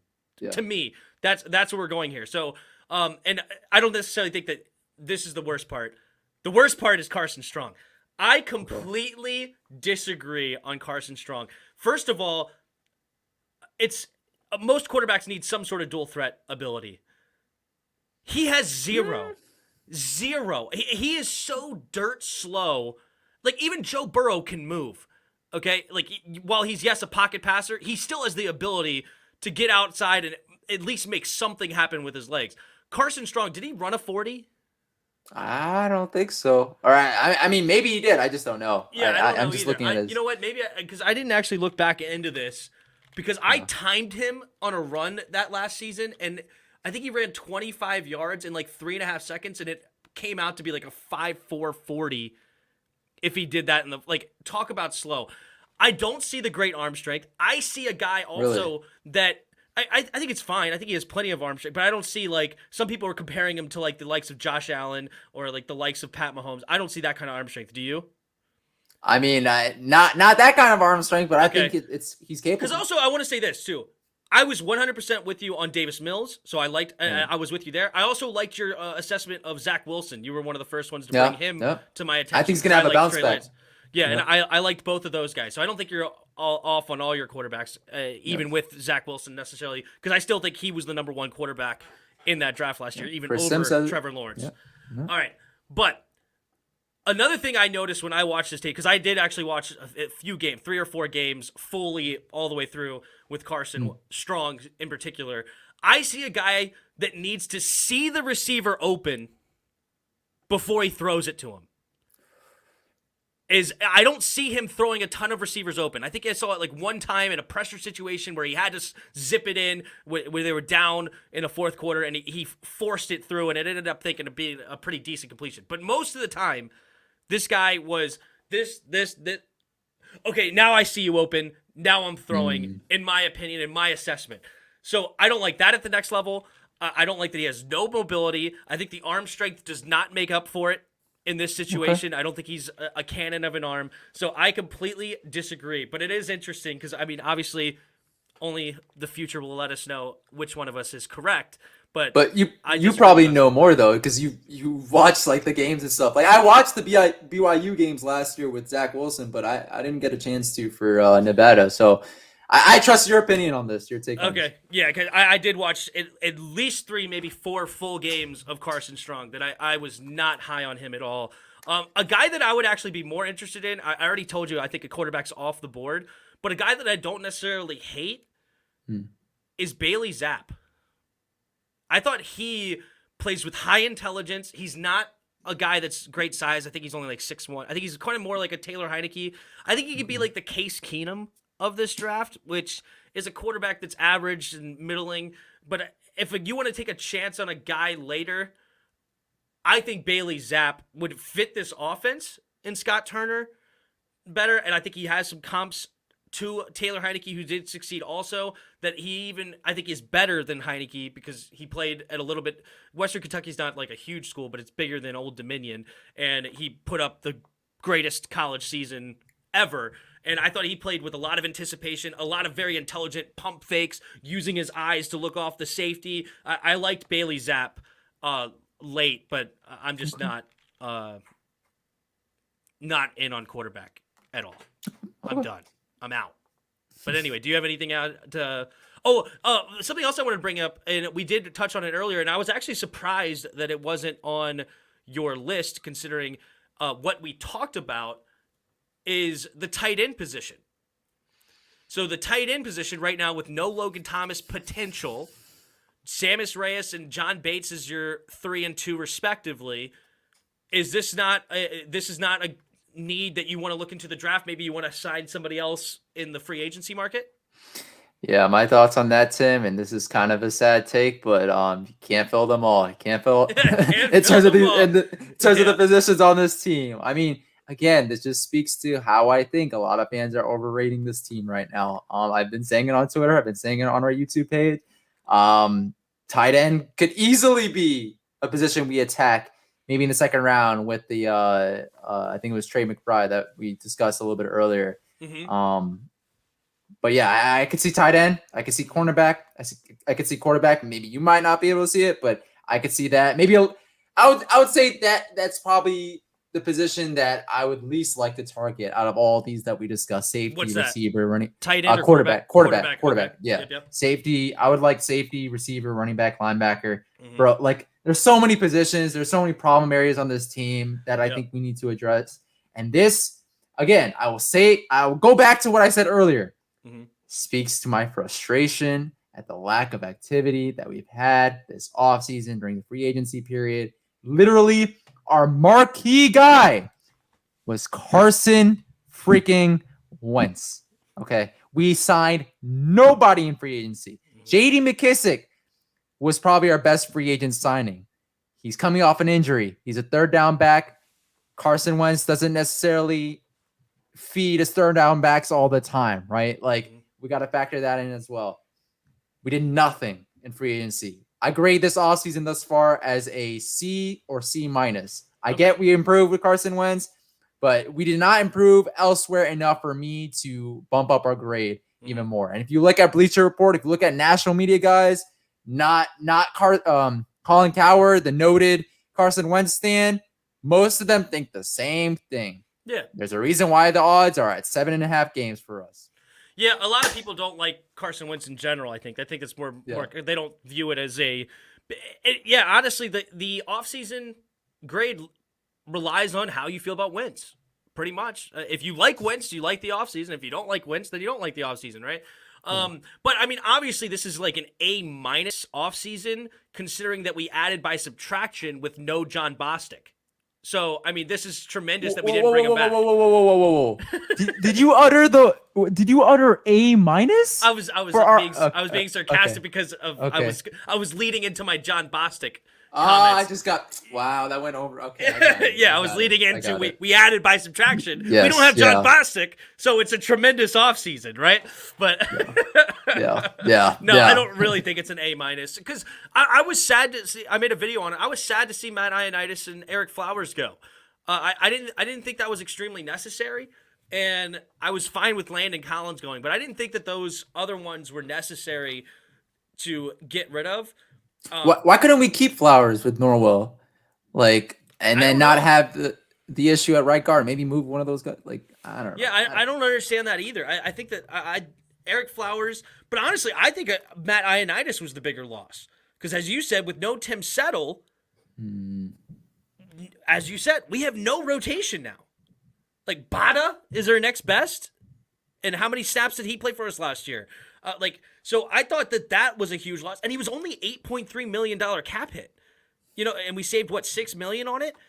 I think he's worth $6 million to keep on this roster. And Eric Flowers, you saved the full $10 million. While I would have liked to keep him, as I said, I've grown to be a little bit okay with that one because we did go Norwell, and I do like Wes Switzer. Personally, I think he comes in and plays with great intensity, and he's not the biggest guy and strongest guy, but he plays with a lot of want to at the guard spot. And also, another thing I have about the offensive line is I love John Matsko. So it's almost, and it's not completely true, but it's almost as you could put any 5 guys in there, and we're going to be okay because we have such a great O-line coach. Right. And obviously it sucks to lose Brandon Sheriff. And would I've liked to keep him? Sure. But I'm not paying top dollar for a guard. That's for me. I don't like guard, but I do love Brandon Sheriff. He's my lookalike. Everybody says we look alike. So, but anyway, this is good. Tim, what's your thoughts on Greg Dulcich? I have no clue. Do you know anything about Greg Dulcich? Nope. No. So he's going to have to be one that we look in later. And my thoughts on the tight end spot. I don't want to draft a tight end because I want Michael Mayer next year from Notre Dame. You know anything about that, dude? A little bit, yeah.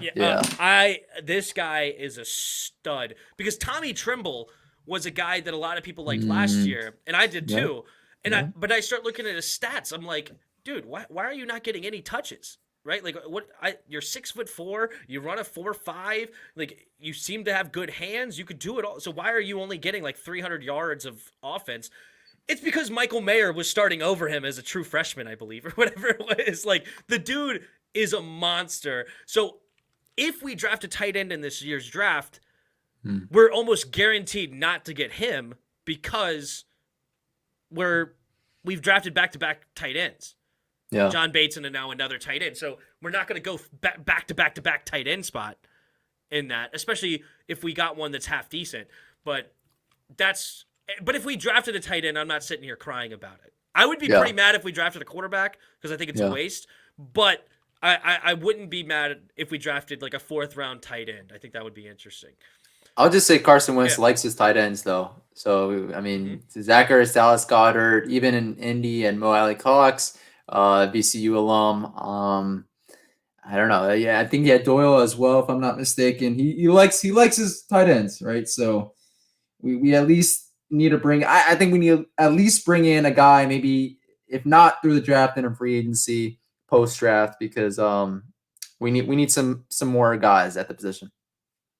Yeah, I'm just looking up here who's available. I'm just curious who's out there that could be a guy that we may plug and play. You know who I don't necessarily hate that could be interesting that's still out there, and I don't think it would be over expensive, is Jesse James. He used to play for the Steelers. Yeah. Jesse James, I also think, punked Chase Young's rookie season as far as a blocker. If we could get Jesse James, I think that would be a really interesting grab. And he's only 27. You maybe could sign him to like a 2-year, $5 million or something. Nothing crazy. Not $5 million a year, but $5 million total. Yeah. And have a little 1-2 punch with tight end with him and John Bates if Logan is not available. That's interesting. I'm not really interested in Tyler Kroft. Yeah. Kyle Rudolph too old. Jimmy Graham too old. Jared Cook too old. Yeah, I guess, and no Eric Ebron. I'm good on that one. Yeah. So I guess the only one that I would be interested in is Jesse James. I don't hate that one. But anyway, all right. So the last question I have for you, let's see. Is anybody? John Bostic is terrible. Let's just read through chat a little bit here. So would you take Zapp in the 4th?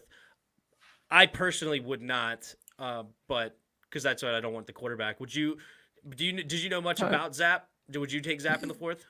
Yeah. I would consider it. I would consider any quarterback at any point in this draft outside of 1st round, because I don't know, no. But I would consider any quarterback 2nd through 4th, maybe 5th. John Bostic must come from a military family. Remember Tim, when we had to actually fight people the last couple off seasons saying that Bostic was better. We thought that Bostic was not good, right? But everybody pointed to the tackle number and oh my gosh. He could get all 10 guys lined up, but he didn't know what he was supposed to do. Should be a coach. I'm so lost. My favorite play of him all season, which is of course just a huge blunder, was the 3rd and 18. Keenan Allen, let's double team the flat. Why shouldn't we double team the flat on 3rd and 18? That's beautiful. But there was so many plays that you're just off rip. You just vacated your zone immediately. I'm like, what are you doing? It was mind-boggling how poor John Bostic was. But let's see. Yeah, G-Man, they signed him 2 days ago. Who's that? Oh, yeah, Njoku. Njoku was not listed on this list, so I'm assuming, yes, he is somewhere. He would have been great here, though. Yeah, he's a guy that's he has the attributes, but he can never really put it together. I don't know why. Expert may be able to give us something more. He's a Browns fan. Why is Njoku never figuring out their Expert? Let's see. Maybe Baker. We're literally arguing about Carson Strong. Hey, well, he brought it up, and I thought it was a good discussion. Yeah. Sorry if you found that one boring. Sorry, not sorry. Unfortunately, they probably get a veteran off the scrap heap. This was a while ago. Who were we talking about? Probably a linebacker. Yeah, but probably any position, bro. Probably any position. That's true. Yeah. Everyone was so high on Patterson. Now it seems like they have given up on him. How do you feel about Jared Patterson? Do you think he's we did both want a running back, but yeah, he's an interesting guy, undrafted last year from Buffalo, and he showed some decent things. So should we not look at running back this year and rely on Patterson as our number 2? No, I liked him.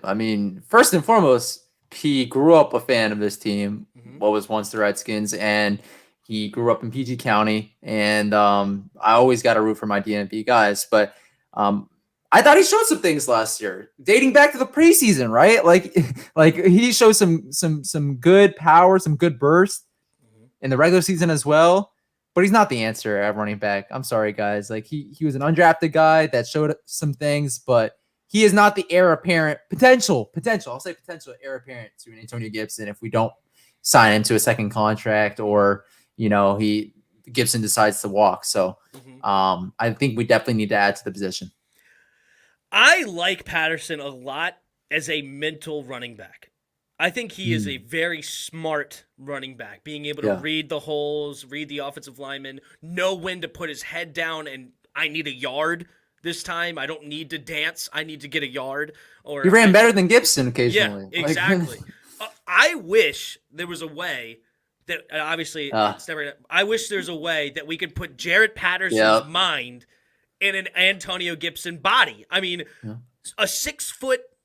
6'2", 220-pound running back, or 6'1" or whatever Antonio Gibson is, 225, runs a sub 4.4. You have everything, right? Yeah. And another thing that I love about Jarrett Patterson is when you watch him run, talk about high and tight. That ball is always high and tight. I never looked this up, and I would be curious if somebody else knows. I can't imagine this dude had a lot of fumbles in college. I mean, the guy knows. When I'm out in space, I am high and tight with that football. And running through a hole, I'm high and tight with that football. And he protects it. I love it.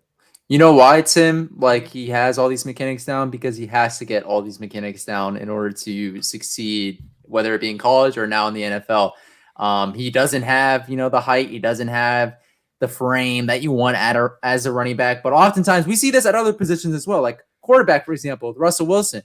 He has all the fundamentals down, right, at the quarterback position because of the fact he knows and everybody knows he's at a disadvantage with his stature, right? And I think you can see that the running back position as well with all these shorter guys sometimes having better mechanics than, these athletic specimens that are at the running back position and at other positions in the NFL. So I think that's the reason why you see what you see out of Jarrett Patterson. That's a great point. It's a great assessment because you're so right. Yeah, when you don't have the attributes, you got to make up for it in other ways and intelligence. And I think he has high running back IQ because you're right because he needs it. Yeah. Just find a 4th and 1 guy. I mean, don't you miss 2-yard Barber right now? You know who I do miss though? Go ahead. Off the field stuff. Take that out of the picture. I'm saying in terms of what he brought here in DC and how underrated I thought he was. Bro, I thought Adrian Peterson was really underrated for us. Like he was the engine. He was the cog to the engine. Let me say this. He was the reason why, our 2018 offense was something, right? Like without him, we had to rely on Alex Smith. And I get it. I think we started off 6-3, but I thought our running game and our defense were a huge reason why. Adrian Peterson ran hard. You want to talk about the mental? He had all that down at the running back position. And he had, even at his older age, he still had some speed. Dude, okay. I remember his first preseason game. Yeah. Watching it. And he did like a jump step in the hole and had like a 12-yard run. And I'm like, oh, that's what a running back looks like. Like, it was such a, like, I literally, like, I had a breath of fresh air. It was like, wow, that's a running back right there. We never see that in DC. Chris Thompson maybe gave us a little bit of something, but not as a in the hole between the tackles running back. Yeah. And I completely agree. Yeah. And I think in the 2018 season, it was like if he got 90 yards, we won. Exactly. If he didn't, we lost. It was definitely like that for I one funny thing, and you can keep going. Or actually, you know what? I'll let you keep going. I apologize to cut you. No problem at all, Tina. I was just gonna say he was one of the biggest. He was the reason why we were competitive against the Eagles late in the season with Mark Sanchez at quarterback. Remember that when he came in and Adrian Peterson got a carry and he ran into the house. We mentioned the butt fumble. All right, bye everybody. No, like I'm just saying, like that shows. How dare you? How dare you? No, the 90-yard run. But didn't he when he got that 90-yard run, didn't he get like 98 yards on the game or something like that? But I mean, I get that, but like he was the only reason why we are at least competitive in that matchup. And I don't know, man. I still think to this day we underrate what he brought to the table. Even a guy like Jay Gruden who wanted him gone as soon as possible. I don't know. I just liked how he ran the ball, man. Like he always found a crease. He always found space. He always knew where the first down marker was. Like I kind of defend Jay Gruden on that one though, because we saw what Adrian Peterson did to an established coach in Sean Payton. When Sean Payton wasn't giving him the touches on the sideline, he was showing his disappointment, and he wanted to use Darius Geis. Right, we drafted him in the second for a reason. He wanted him to be his bell cow, which I think he could have been on injuries and off the field, but he wanted him to be his bell cow. So when week 1, when Doug Williams goes over top of everybody, and it's like, let's sign in Adrian Peterson, which turned out to be a fine signing, but Jay Gruden's like, I'm the one on the sidelines that's going to have to deal with this dude that's mad that I'm giving a second-year player more touches than him. When my goal was to use Geis, right? So I kind of defend Gruden on that one. But then what was the other thing? Sorry, I thought there was one. It was funny that year. I made a video. It was more of a rose-colored glasses. I knew that I was exaggerating with how we were gonna go 13-3. And it was because I think it was Adrian Peterson that said, I think we could flip our record, and we were 3-13, and he's like, I think we could flip our record the next year. And so me and my dad went through and just rose-colored glassed it.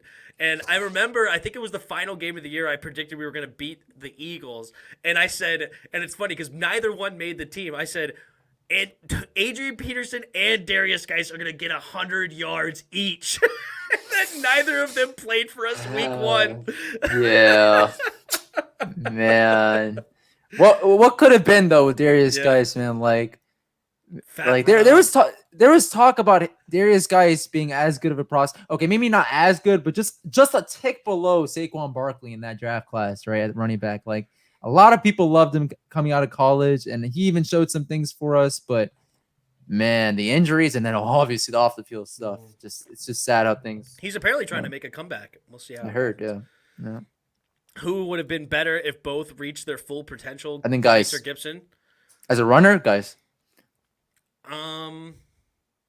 It's kind of a loaded question, but because like if we're saying who reached their full potential, I would probably lean towards Gibson because he's faster and he has similar size. If he could actually reach his potential, I think it's massive.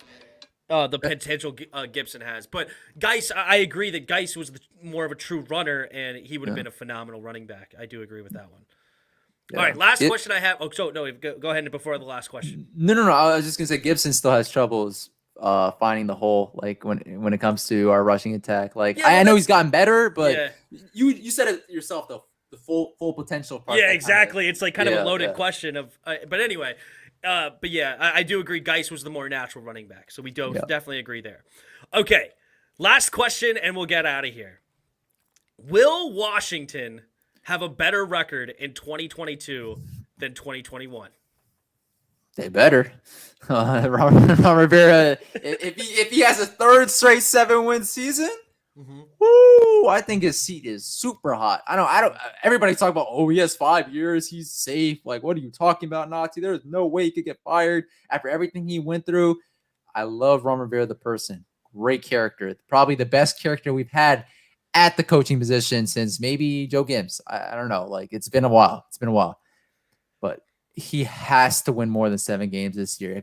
If Ron Rivera does not win at least, and it's sad because we're asking for the bare minimum, right? As fans, right? Saying 8 to 9 wins for any other fan base, for most other fan bases, would be blasphemy. Like saying like that's enough for a coach to be safe, right? But for us, 8 to 9 wins. I mean, I predict we get 9 wins. We'll see how the draft goes, but right now I think we'll get 9 wins this season. I think we'll go 9-8. But man, there's no way another 7-win season. Tim, just Imagine us as content creators coming in this team 3 straight 7-win seasons after hyping them up so much, man, year after year, after thinking Ron Rivera is going to be the guy that brings us, if not to the promised land, then at least, to the playoffs year after year. we cannot win only 7 games this year. I think we'll be 9-8. Yeah, I agree. I think that we're going to be better. And there's always a caveat of what's the health of the team look like, right? Like there's always that situation of, because we should have had more than 7 wins last year if COVID didn't hit, and then That's the caveat every year, Tim. Yeah, Like the injuries thing, we talk about that every yeah. single year. Yeah, I'm just saying, like, I guess that would be the only thing that's saving him. But assuming relative health, right? Because there's going to be injuries on every team. But assuming relative health that is comparable to the rest of the league. Because I think if you look at the injury chart, the Ravens were, like, on another universe. But then we were, like, 2nd or 3rd place in wins above replacement as far as injuries were concerned, and the most injuries. So we were up there in the injury department last year. I mean, we were on our 3rd string guard, 4th string center. One game we brought in a linebacker who never played in an NFL game before to start, because that's where we're at. Like there was backup quarterback all year. So assuming relative health, if we win 7 games, I agree his seat has to be hot. It has to be. I mean, this is Ron's plan now. We're here, right? We've joked about it. Louis T's been harping on it forever, right? This is Ron's plan. We are 3 years into Ron. Coaching staff, players, front office, everything. Everything is Ron Rivera right now. And if you finish 7 wins 3 straight years, we have to get better. And with how weak our schedule is, did you see that we have the weakest schedule? And if we eliminate the Dallas games, because we have tied right now with Dallas in the weakest schedule department, but they play us and we play them, and they had 12-5. If you take away those 2 matchups, the win percentage against teams we're playing against next year is abysmal. I mean, it's already 46.2. Take away 2 12-5s out of that in Dallas, and I mean that's below 40%. Probably in the win department. So honestly, looking at that, now we have a quarterback. We have weapons. I still like our team, even though we did lose a couple of pieces. We're going to have another draft that it's going to be on Ron. Honestly, if we don't win 10 wins, it's a disappointment. If we're really looking at it because of what we're playing and what's going on, I think we need to have at least 10 wins this season to say, all right, we're moving in the right direction, assuming health, relatively good health. So I will say this as like my last comment. You brought up injuries. I think this is an under-discussed like issue that we have right now with Carson Wentz. Last year he was fully healthy, even though he was on 2 bum ankles for most of the season. But in terms of availability, week in and week out, he was starting for the Indianapolis Colts. But you only have to go back to 2020 and the years prior, and he has a long injury history. And my biggest fear is we deal with probably not a similar situation to the one we had last year where Fitzpatrick only played for a half, let alone like 1 game, and was done for the season. But my biggest fear is Carson Wentz goes down with an injury first couple weeks of the season, and we're right back where we started with Taylor Heineke at the helm, and us scratching our heads thinking Carson Wentz was not the solution here in DC. And with Carson Wentz, everybody loves to talk about, the talent, the arm strength that he has. He is great. He's a great talent, but it's all about up here and also injuries for him in the past. So if he can stay healthy, I think we might get to the 9 or 10 win mark. Yep. That's awesome. Well, thank you so much. I didn't know how long this thing was going to go, and we definitely went deep. So I really appreciate you hanging out with me. Thanks for coming on. Go ahead and give everything you have a quick shout out, and appreciate everybody in the chat, and we will get on out of here. Yeah. Guys, thank you so much Tim. Thank you so much for having me on. Thank you so much for everybody in the chat. Please make sure to like, comment. I was about to go through my whole spiel as if I'm doing this live stream. Make sure to go subscribe to DMVSportsZone. Go follow at DMVSportsZone on Twitter, lowercase DMVSportsZone Instagram, at DMVSportsZone. Manned by true LeBron stan Abdullah. And yeah, thank you again, Tim, for having me on, man. I was literally about to go through the whole spiel, but my bad. Oh, I mean, you can like, share, and subscribe on this video. Yeah, you as well. can, dude. Do that. that is allowed here on the Tim's Sports Talk.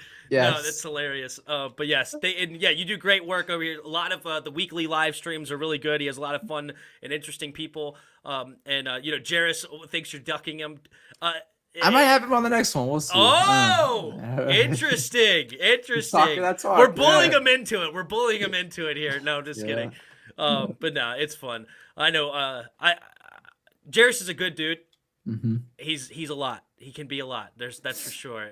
But he's a good dude overall. Seriously, I do like me some Jairus. All right, awesome. Well, thank you very much, Nati. It was a lot of fun. Thank you everybody in the chat, and especially the super chatters.